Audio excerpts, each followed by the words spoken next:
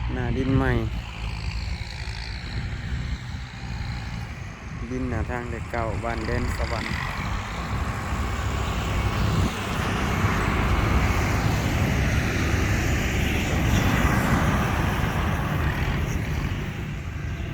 รถสินค้าร้ายในบ้านแดนสวรรค์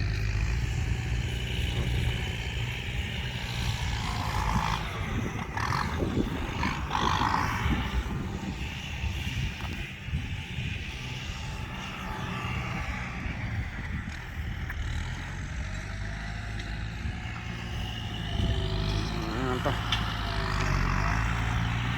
ฟอร์ดงามเลย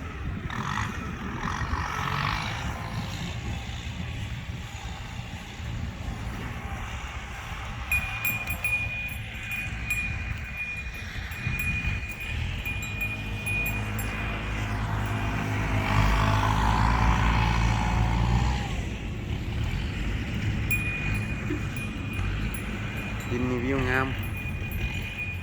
เห็นภูนางมาน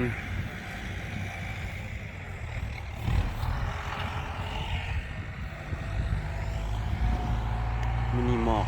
มีหมอกถ้าว่ามีหมอกมือจะเห็นหมอกปิ่นพลังงานไฟฟ้าทางเบื้องเวียดนาม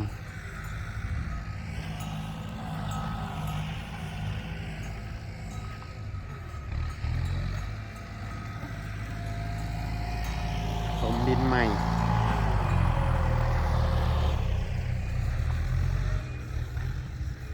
กดสูงเลยผม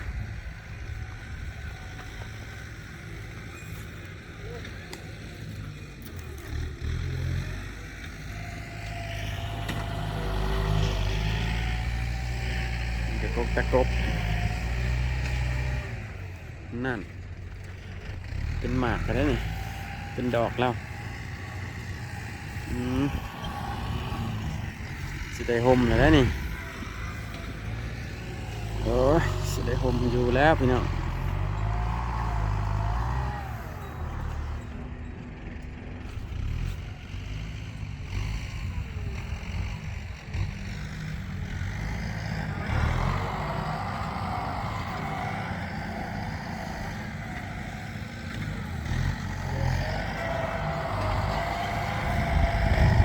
วิวธรรมชาติงามบ้านแดนสวรรค์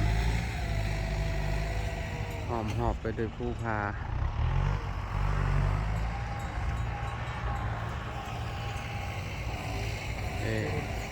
มีผาใหญ่พร้อม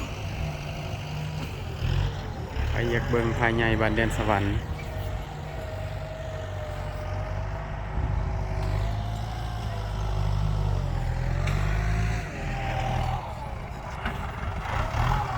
รถฟอร์ดกำลังฟอร์ดดินมันเป็นรถสินค้าน้ำตาลพี่น้อง